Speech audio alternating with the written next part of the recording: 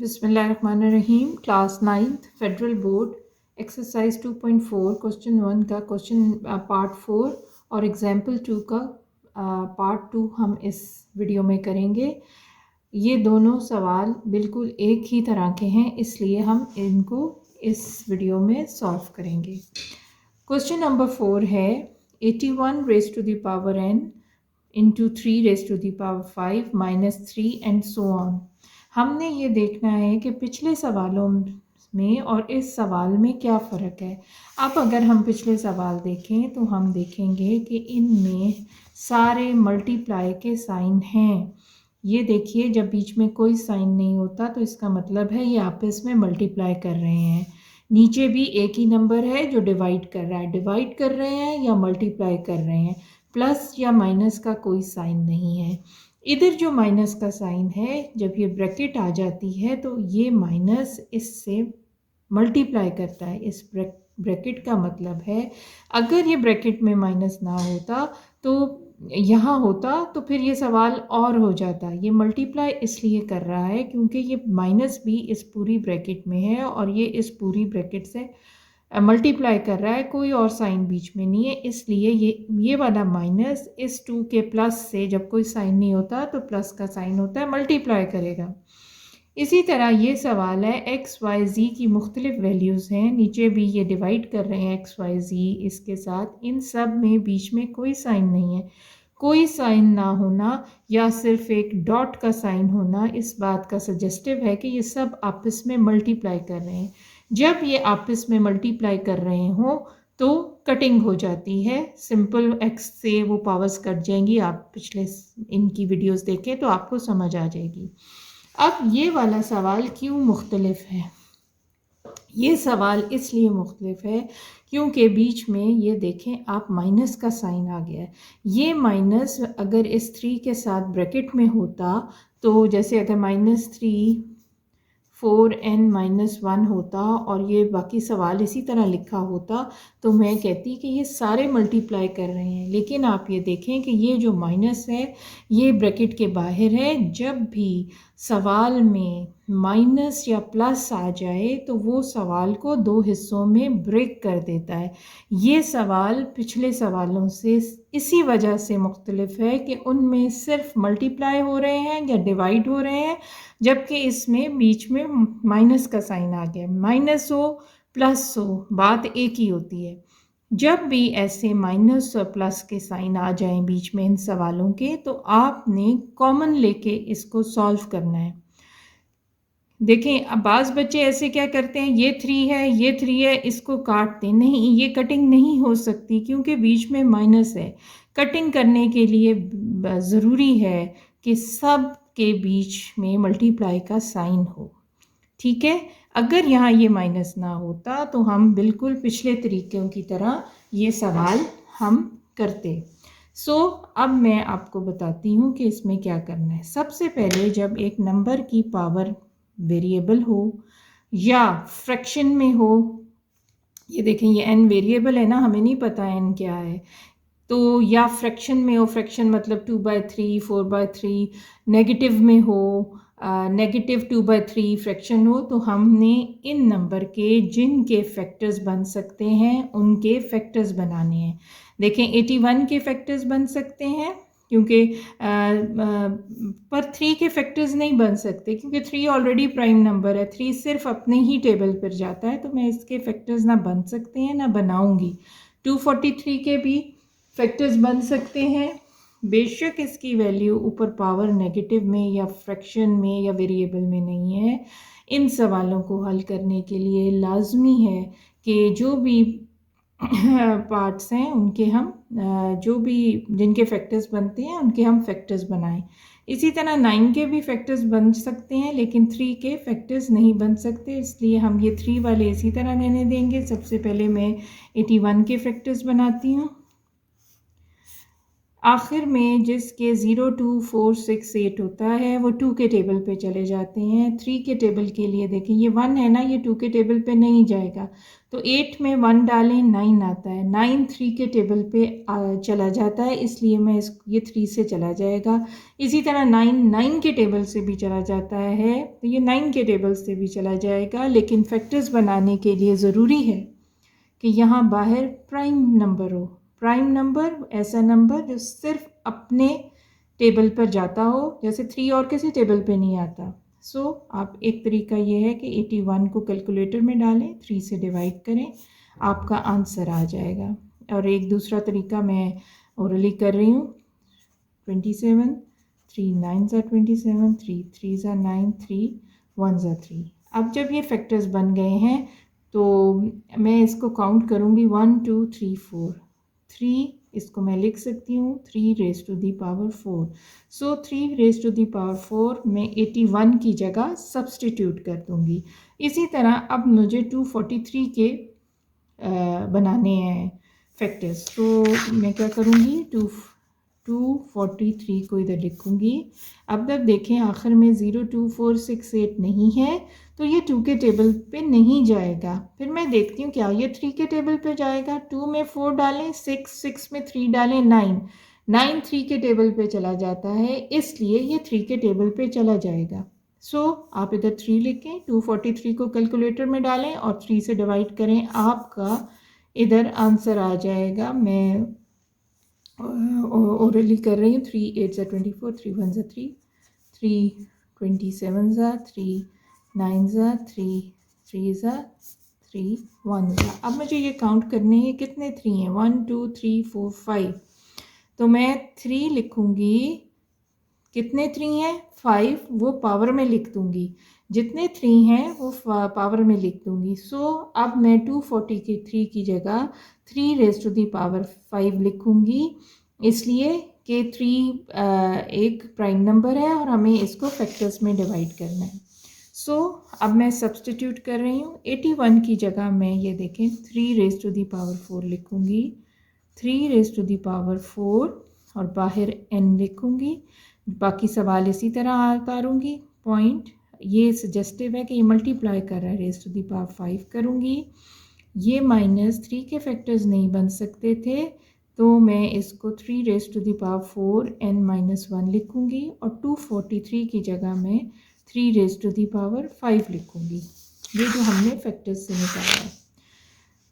नीचे हम देखें 9 के फैक्टर्स बन सकते हैं। 3 9 को अंदर रखें, 3 3s are 9 होता है, ये देखें 9 को अंदर रखें, ये 3 3s are 9, 3 1s are 3, तो 3 रेज़ टू दी पावर 2 आता है। तो मैं लिखूँगी 3 रेज़ टू दी पावर 2, साथ ये पावर 2n, ये जो 2n पावर 9 की लगी हुई थी, 9 को मैंने 3 रेज़ टू दी पावर 2 कर लिया है और अब ये 2n को मैं ये कर लूँगी। ये मल्टीप्लाई कर रहे हैं, इससे कोई फ़र्क नहीं पड़ता, ये मैंने सिर्फ अपनी आसानी के लिए 2 × 2n कर लिया। 3 के कोई फैक्टर्स नहीं बनते, इसलिए 3 रेज़ टू दी पावर 3 इसी तरह आ जाएगा। अब हम ये देखते हैं कि ये सारा हमने सवाल 3 में ले लिया है। अब इस तरह नहीं हो सकता कि आप जब माइनस या प्लस है तो आप इस 3 को इस 3 से काट दें, नहीं। जब भी माइनस प्लस होगा आपने कॉमन लेना है, ऊपर से अलग कॉमन लेंगे, नीचे वैसे मल्टीप्लाई है ना भी लें तो एक ही बात है।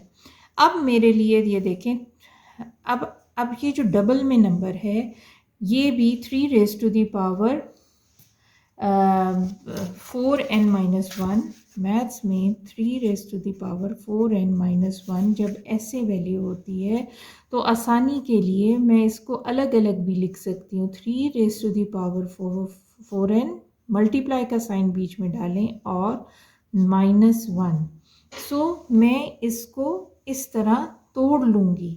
मैं अपनी आसानी के लिए 3 4n-1 को 3 4n अलग और 3 1 को अलग तोड़ के ये मैं सब्सटीट्यूट करूँगी 3 4n-1 के। बाकी सवाल मैं इसी तरह उतार लेती हूँ। ये देखें 3 raise to the power 4 power की पावर मल्टीप्लाई हो जाती है, पावर से पावर मल्टीप्लाई हो जाती है। 4n इसके साथ 1 है, जिसके साथ कुछ नहीं होता, 4 1 ज़ा 4 और n साथ आ जाएगा। 3 raise to the power 5 minus, इसको मैं तोड़ लूँगी, 3 4n अलग कर लूँगी, डॉट 3 माइनस 1 अलग कर लूँगी, और ये 3 रेज़ टू द पावर 5 साथ आ जाएगा। डॉट मैं अपनी आसानी के लिए लगा रही हूँ जब मैं ब्रैकेट उठा रही हूँ, ताकि मुझे आसानी रहे। ये वाला अब इससे मल्टीप्लाई कर देगा, पावर से पावर मल्टीप्लाई करती है। 3 रेज़ टू द पावर 2 2 से मल्टीप्लाई करेगा, 2 2 ज़ा 4 और n साथ आ जाएगा, और 7 डॉट लगा के 3 रेज़ टू द पावर 3 मेरे पास आ गया। अब ये मेरे पास इक्वलिटी का साइन इधर डाल लीजिएगा, इधर सारे 3 आ गए। मैंने आपको बताया है जब माइनस प्लस बीच में होगा आपने कॉमन लेना है। आपने देखना है इस माइनस ने इसको 2 हिस्सों में डिवाइड कर दिया, आपने ये देखना है इस हिस्से में और इस हिस्से में कौन सा कॉमन है। अब इस हिस्से में 3 raise to the power 4n है, तो माइनस के बाद वाले पार्ट में भी 3 raise to the power 4n है, सो दोनों में कॉमन है, तो मैं इसको 3 raise to the power 4n common ले लूँगी। अब मैं देखती हूँ कि इस पार्ट में माइनस से पहले वाले पार्ट में भी 3 रेज़ टू द पावर 5 है, इसमें भी 3 रेज़ टू द पावर 5 है, दोनों में है, तो मैं 3 रेज़ टू द पावर 5 को भी कॉमन ले लूँगी। जैसे अलजबरा के सवाल करते हैं ना, x कॉमन लेते हैं, इसी तरह इसमें ये कॉमन लेना है, कोई मुश्किल नहीं है। फिर मैं ब्रैकेट डालूँगी। अब जब इन दोनों में से ये भी बाहर चला गया 3 4n, ये भी बाहर चला गया 3 raise to the power 5, minus से पहले वाले हिस्से के सारे कॉमन आ गए, तो पीछे क्या बचा 1, मैं इधर लिखूँगी 1। अब माइनस के बाकी हिस्से में देखती हूँ 3 raise to the power 4n, और ये वाला ये बाहर चला गया, 3 रेज़ टू द पावर भी 5 बाहर चला गया, तो पीछे क्या बचा 3 रेज़ टू द पावर -1, जो बच जाएगा मैं वो लिख दूँगी। ठीक है, अब ये देखिए, अच्छा, और नीचे क्योंकि ऑलरेडी मल्टीप्लाई है, मुझे कॉमन नहीं लेना, ये मल्टीप्लाई कर रहे हैं, इनमें से कॉमन नहीं लेना। 3 raise to the power 4n और 3 रेज़ टू द पावर 3 नीचे हैं, ऑलरेडी मल्टीप्लाई कर रहे हैं। अब जब इस तरह आ जाएगा तो ये ब्रैकेट वाली एक एंटिटी बन जाएगी। ये या तो पूरे का पूरा क्रॉस आउट होगा, नहीं ये नहीं करना, ये 3 इस 3 से काट देना है, ये माइनस वाले, ये पूरी ब्रैकेट कटेगी, ये पूरी ब्रैकेट कटेगी। ठीक है, तो हमने क्या किया है, ये सारा कॉमन लेने से हमसे ये 3 raise to the power 4n, 3 raise to the power 5 और ये सारी ब्रैकेट आपस में मल्टीप्लाई कर रही हैं। जब ये सारी मल्टीप्लाई करने वाली हो जाएं तो हम क्रॉस आउट कर सकते हैं। हम इस ब्रैकेट को पूरे का पूरा क्रॉस आउट करेंगे तो जो कि नहीं हो रही है। ये 3 raise to the power 4n cross out हो गई, 3 रेज़ टू द पावर 5 और 3 रेज़ टू द पावर 3 रह गया। जो अब इसको क्या करना है, ये आपस में क्रॉस आउट हो जाएंगे और ये पूरा क्रॉस आउट होगा। 3 5 है, 3 ये, तो 3 5 जो नीचे वाले होते हैं, जो जहाँ बड़ा होता है और नीचे छोटा होता है, इसको आप ऊपर ले जाएं, इसका प्लस साइन है तो ये -3 हो जाएगा, और ये 1 माइनस, अच्छा 3 -1 जो है, मैंने अगर इसका -1 प्लस में लाना बेहद ज़रूरी है। अगर मैं इसका रेसिप्रोकल कर लूँगी, इसके नीचे 1 होता है, अगर मैं इसको उल्टा लूँगी 3 नीचे आ जाएगा तो उसका साइन +1 हो जाएगा, तो मैं इसको 1/3 लिख दूँगी। 3 रेज़ टू द पावर -1 को 1/3 लिख दूँगी। 1 का साइन नंबर लिखें या ना लिखें, पावर एक ही बात है। अब ये देखें, व्हेन बेसेस आर सेम, दोनों की बेस सेम है ना, 3 है, पावर्स आर एडेड और सब्ट्रैक्टेड, तो 3 5 -3, और ये क्योंकि ये फ्रैक्शन है 1 के नीचे 1 होता है, इसको सॉल्व कर लेंगे। सॉल्व करने से हमारे पास इनके डिनोमिनेटर सेम करने होते हैं। डिनोमिनेटर जब सेम कर लेंगे तो ऊपर वाले ऐड या सब्ट्रैक्ट हो जाएंगे। यहाँ 3 है, 1 कितने ज़ा 3 होता है, 3 ज़ा, तो हम इसको नीचे भी 3 से मल्टीप्लाई करेंगे और ऊपर भी 3 से मल्टीप्लाई करेंगे, या दूसरी तरह भी आप एलसीएम ले सकते हैं, जैसे आपकी मर्ज़ी। तो ऊपर 1 3 ज़ा 3, 1 3 ज़ा 3, और यहाँ पूरा 1 3 ज़ा 3, नीचे 3 माइनस 1/3 आ गया। ठीक है, डिनोमिनेटर सेम हो गए तो ऊपर वाले ऐड या सब्ट्रैक्ट हो जाएंगे। क्या होगा, 3 माइनस 1, जब दोनों डिनोमिनेटर सेम हो गए, 3 इस नीचे वाले को एक दफ़ा लिखेंगे, एक दफ़ा 3 माइनस 1 इज़ 2, और यहाँ 3 5 माइनस 3 इज़ 2। ठीक है, तो अब आप ये देखें कि ये आपका आंसर आ गया है। इसमें से ये वाला 3, ये 1 पावर है ना, ऊपर नीचे पावर कट जाती है, तो ये 2 में से एक ये कट जाएगा, तो ये हमारे पास 1 लग जाएगा। हमारे पास आंसर आएगा 3 × 2 = 6। ये एग्जाम्पल 2 का पार्ट 2 है। ये इसलिए मैं करा रही हूँ, ये आप ऊपर देखिएगा, ये देखिए, ये एक्सरसाइज से ऊपर सवाल दिया गया, ये एग्जाम्पल 2 का ये पार्ट 2 हम करने लगे। ये मैं इसलिए कर रही हूँ कि ये बिल्कुल इसी तरह का सवाल है। अब आप देखें, ऊपर 4 और 3n आपस में जब ब्रैकेट्स होती हैं, they are suggestive, they are multiplying, लेकिन नीचे माइनस आ गया, नीचे माइनस आ गया है, तो आप इस तरह कटिंग नहीं कर सकते कि ये 3n इस 3n से क्रॉस आउट हो जाए। नहीं, ऐसा नहीं हो सकता जब तक आप इसका डिनोमिनेटर में कॉमन नहीं लेंगे। सेकेंडली, एक और बात मैं आप पे क्लियर कर दूं कि अगर 4⁻³ है, तो आप ऐसे नहीं कर सकते कि 4 3s are 12 लिखते हैं और n कर दें। दिस इज रॉन्ग, ऐसे नहीं होता। जब तक ये पावर नहीं खुलती, जैसे फर्ज करें अगर ये 4 3s² होता, आप इसको अगर 8² नहीं लिख सकते, 8² नहीं लिख सकते, आप क्या करेंगे, पहले 3 को 9 करेंगे, 3 3s are 9, फिर 4 करेंगे तो 36 आपका आंसर होगा। तो कभी भी ये गलती नहीं करनी कि 4 से 3 से मल्टीप्लाई कर दें और ऊपर 12 लिख दें। This is wrong. सो आपने इसको नहीं छेड़ना।